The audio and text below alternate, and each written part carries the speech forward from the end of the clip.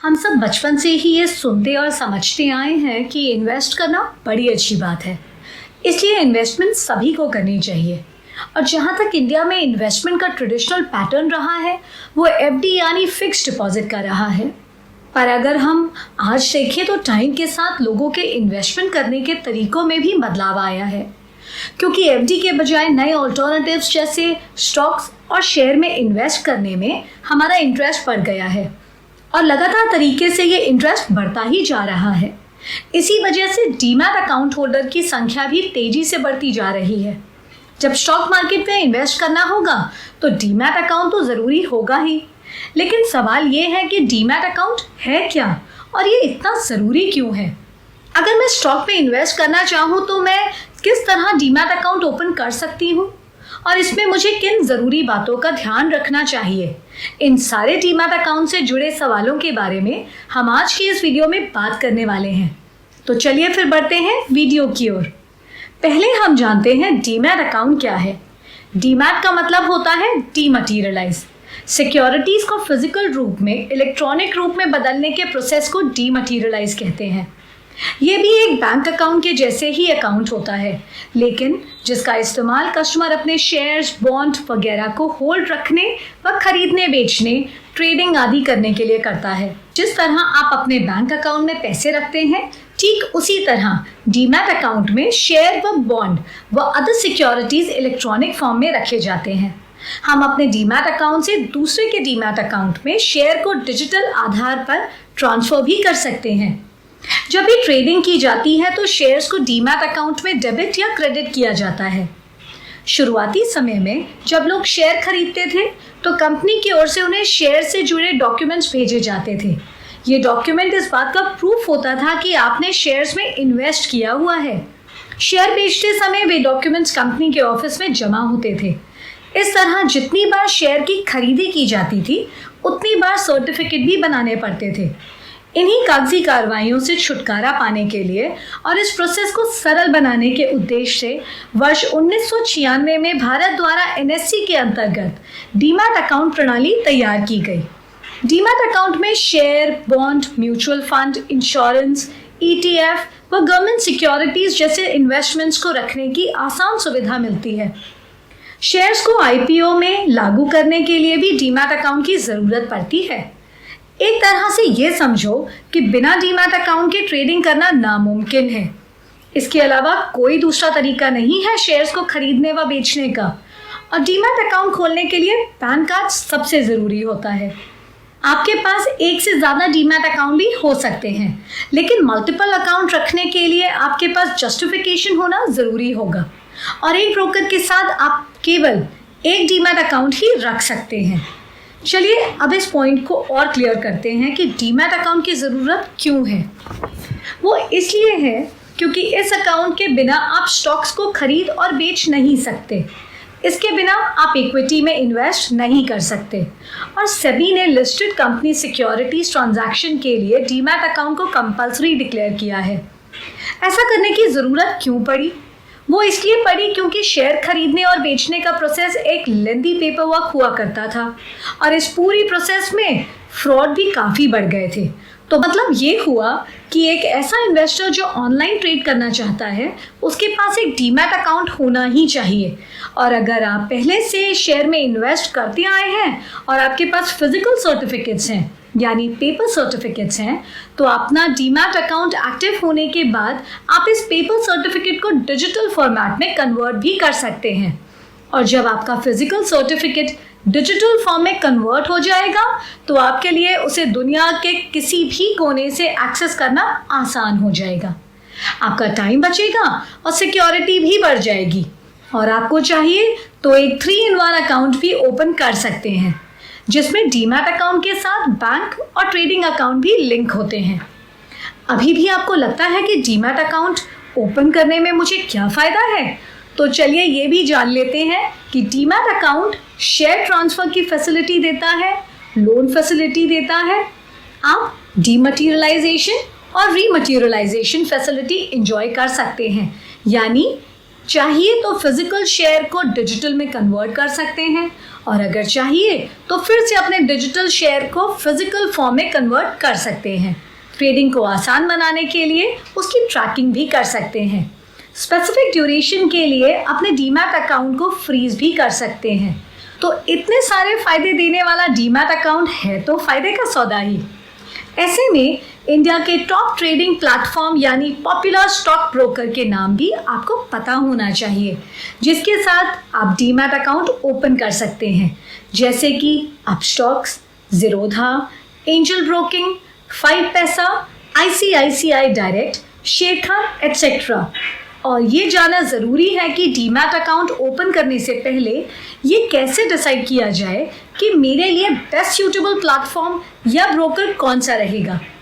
इसके लिए आपको बहुत छोटी छोटी बातों का ध्यान देना होगा, जैसे कि DP यानी डिपॉजिटरी पार्टिसिपेंट मेंटेनेंस अकाउंट का कितना चार्ज ले रहा है, आपके सिलेक्ट किए प्लेटफॉर्म पर annual maintenance fee, transaction customs, conversion fees extra कितनी है, आपके ब्रोकर का ट्रेडिंग सॉफ्टवेयर यूजर फ्रेंडली है या नहीं, आपके ब्रोकर का बैकएंड सपोर्ट कैसा है, आपके पास इजीली एक्सेसिबल सपोर्ट टीम है या नहीं जो आपके इशू को तुरंत रिजॉल्व कर सके, आप जिस प्लेटफॉर्म को चूज कर रहे हो उसका स्ट्रॉन्ग इन्वेस्टर बेस है या नहीं, आप जिस ब्रोकर से जुड़ना चाह रहे हैं उसका अकाउंट ओपनिंग प्रोसेस इजी तो है ना, ब्रोकर का टाइप क्या है, डिस्काउंट ब्रोकर है या फुल सर्विस ब्रोकर है, जैसे अपस्टॉक्स, ज़ीरोधा, 5 पैसा डिस्काउंट ब्रोकर है और ICICI direct, Sharekhan, HDFC securities, Kotak securities,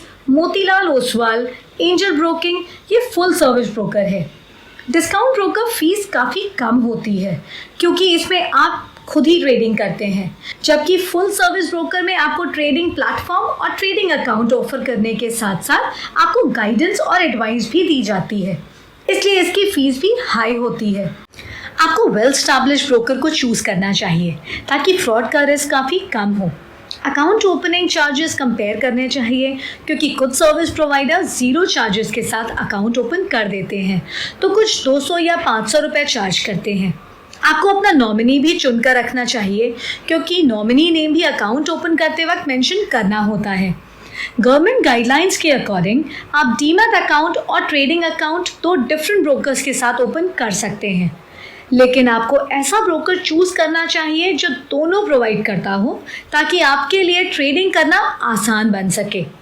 आपके ब्रोकर या फाइनेंशियल पार्टनर के पास प्रोडक्ट रेंज होनी चाहिए जिसमें वो आपको स्टॉक के अलावा डेरिवेटिव्स, GOI बॉन्ड्स यानी government of India bonds, fixed income products और म्यूचुअल फंड जैसे बहुत से प्रोडक्ट को ऑफर कर सके। डीमैट अकाउंट को ओपन करने से पहले आपको किन पॉइंट्स को ध्यान में रखना चाहिए ये तो आपको पता चल गया, लेकिन अब आगे डीमैट अकाउंट ओपन करने के लिए कौन कौन से डॉक्यूमेंट ज़रूरी होंगे ये भी जान लेते हैं ताकि आप आसानी से बिना किसी हड़बड़ी के और ट्रबल के ये अकाउंट ओपन कर सके। तो एक डीमैट अकाउंट ओपन करने के लिए आपके पास प्रूफ ऑफ आइडेंटिटी जैसे driving licence, passport, voter ID या आधार कार्ड होना चाहिए। प्रूफ ऑफ एड्रेस होना चाहिए जिसमें रीसेंट यूटिलिटी बिल, पासपोर्ट, आधार हो सकते हैं। प्रूफ ऑफ इनकम, इसकी ज़रूरत तब पड़ती है जब आप डेरिवेटिव्स, फ्यूचर्स और ऑप्शन जैसे स्पेसिफिक ट्रांजैक्शन टाइप में एंटर होना चाहते हैं। इसके लिए salary proof, recent income tax return proof और बैंक अकाउंट स्टेटमेंट की ज़रूरत भी पड़ सकती है। प्रूफ ऑफ बैंक अकाउंट जिसमें एक कैंसिल चेक या बैंक स्टेटमेंट सबमिट किया जा सकता है। पैन कार्ड और रीसेंट फोटोग्राफ की ज़रूरत होगी। वैसे आपको ये भी पता होना चाहिए कि प्राइमरी डीमैट अकाउंट रिक्वायरमेंट ये है कि डीमैट अकाउंट ओपन करने के लिए एलिजिबल होना चाहिए और 4 कैटेगरी में पर्सन इसके लिए एलिजिबल होते हैं। Number 1 resident individuals, number 2 Hindu undivided family, number 3 companies यानी domestics, number 4 non resident Indians. तो अगर आप एक कंपनी या NRI या हिंदू अनडिवाइडेड फैमिली के तौर पर डीमैट अकाउंट ओपन कर रहे हैं तो आपको आपका स्टेटस और एलिजिबिलिटी साबित करने के लिए एडिशनल डॉक्यूमेंट्स भी ऐड करने होंगे।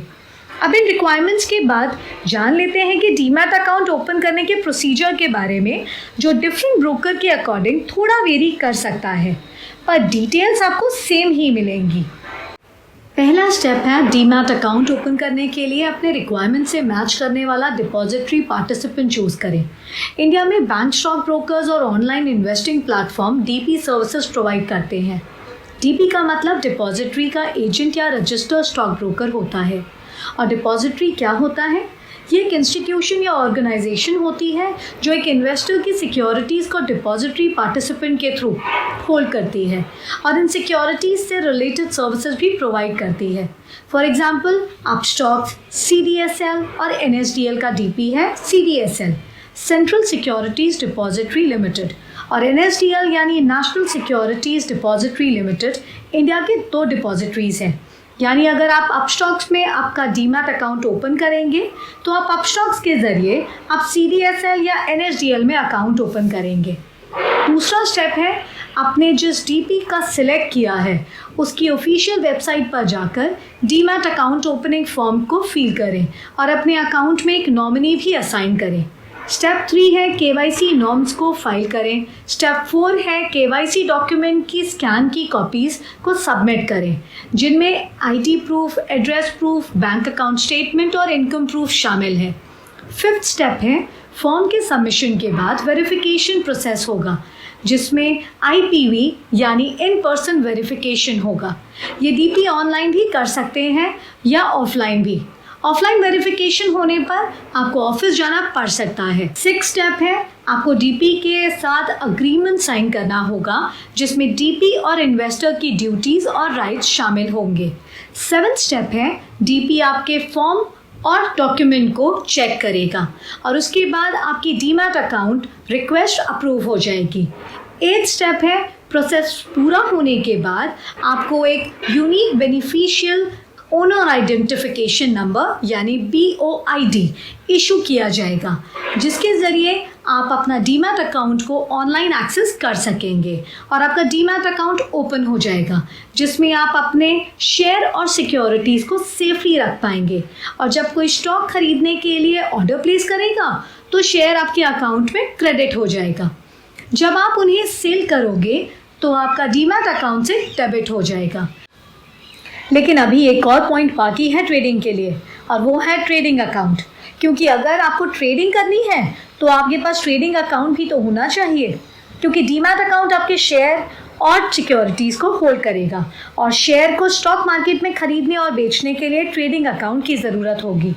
इन दोनों अकाउंट के ज़रिए आप ट्रेडिंग कर पाएंगे। ट्रेडिंग अकाउंट आपके डीमैट अकाउंट और बैंक अकाउंट के बीच एक ब्रिज है। आप अपने बैंक अकाउंट से फंड इस ट्रेडिंग अकाउंट में ट्रांसफ़र कर सकते हैं और ट्रांजैक्शन कर सकते हैं। ट्रेडिंग के लिए आपको अपने बैंक अकाउंट से मनी ट्रेडिंग अकाउंट में ट्रांसफ़र करनी होगी, और जब आप ट्रेडिंग अकाउंट से स्टॉक खरीद लेंगे तो अपने डीमैट अकाउंट में ऐड हो जाएगा और ट्रेडिंग अकाउंट से अमाउंट डेबिट हो जाएगा। इसी तरह जब आप स्टॉक सेल करेंगे तो आपके डीमैट अकाउंट से डेबिट हो जाएंगे और आपके पैसे आपके ट्रेडिंग अकाउंट में क्रेडिट हो जाएंगे। इसलिए ब्रोकर ट्रेडिंग कम डीमैट अकाउंट ऑफर करते हैं, और दोनों अकाउंट अलग अलग ओपन करने से अच्छा है इस तरह का अकाउंट ओपन करना, क्योंकि दोनों अकाउंट आपस में क्लोजली कनेक्टेड हैं। हाँ, लेकिन ऐसी कोई कंपल्सरी कंडीशन नहीं है कि इन्हें एक साथ ओपन करना ही है। ऐसी कई कंडीशन भी है जिनमें सिर्फ डीमैट अकाउंट या सिर्फ ट्रेडिंग अकाउंट सफिशिएंट रहता है। स्टॉक में ट्रेड करने के लिए दोनों अकाउंट मैंडेटरी होते हैं, जबकि अदर कंडीशन में इनका साथ होना ज़रूरी नहीं होता। आइए इन पर भी एक नज़र डाल देते हैं। आपके लिए सिर्फ डीमैट अकाउंट सफिशिएंट होगा जब आप गवर्नमेंट बॉन्ड्स, इंस्टीट्यूट बॉन्ड्स या गोल्ड बॉन्ड को अपने डीमैट अकाउंट में रखें, ना कि उन्हें सेल करें। जब आप IPO में इन्वेस्ट करना चाहें या उसे होल्ड करें, या अपने फिजिकल शेयर को इलेक्ट्रॉनिक फॉर्म में कन्वर्ट कर रखें, या जब आपको नॉमिनी के तौर पर ऑटोमेटिक ट्रांसमिशन के ज़रिए शेयर रिसीव करने हो, इसी तरह आप फ्यूचर्स एंड ऑप्शंस में डील करते हो, तो आपके लिए ट्रेडिंग अकाउंट ही सफिशिएंट रहेगा, क्योंकि ये कैश में सेटल होते हैं और इसमें शेयर की डिलीवरी रिकवर नहीं होती, इसलिए इसमें डीमैट अकाउंट की ज़रूरत नहीं पड़ती। अगर आप F&O के बारे में डिटेल में जानना चाहते हैं तो हमें कमेंट सेक्शन में ज़रूर बताएं। अगर स्टॉक को होल्ड करना है तो डीमैट अकाउंट ज़रूरी है, और आप उन्हें सेल करना चाहें तो ट्रेडिंग अकाउंट ज़रूरी है। डीमैट और ट्रेडिंग अकाउंट को जानने के बाद इनके बारे में एक बात और पता होनी ज़रूरी है। अगर आप अपने डीमैट अकाउंट को एक टाइम तक यूज़ नहीं कर रहे तो उसे फ्रीज कर देना चाहिए, जिससे उसमें ऑपरेशन और ट्रांजैक्शन ना हो पाए और जिससे उसके मिसयूज से बचा जा सके। और आपको जब चाहिए तब रेलेवेंट फॉर्म भर के आप अपने अकाउंट को फ्रीज और डीफ्रीज कर सकते हैं।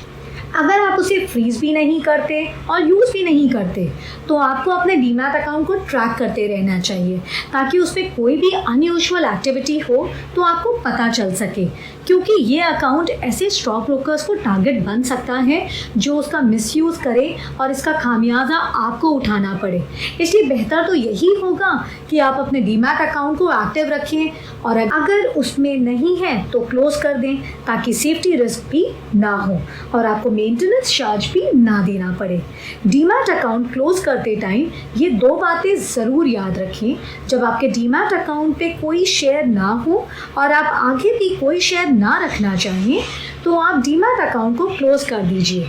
दूसरी बात, अगर आपके पास शेयर है और आप अकाउंट क्लोज करना चाहें तो अपना अकाउंट क्लोजर फॉर्म डीपी को सबमिट करें और डीमैटेरियलाइजेशन ऑप्शन सिलेक्ट करें।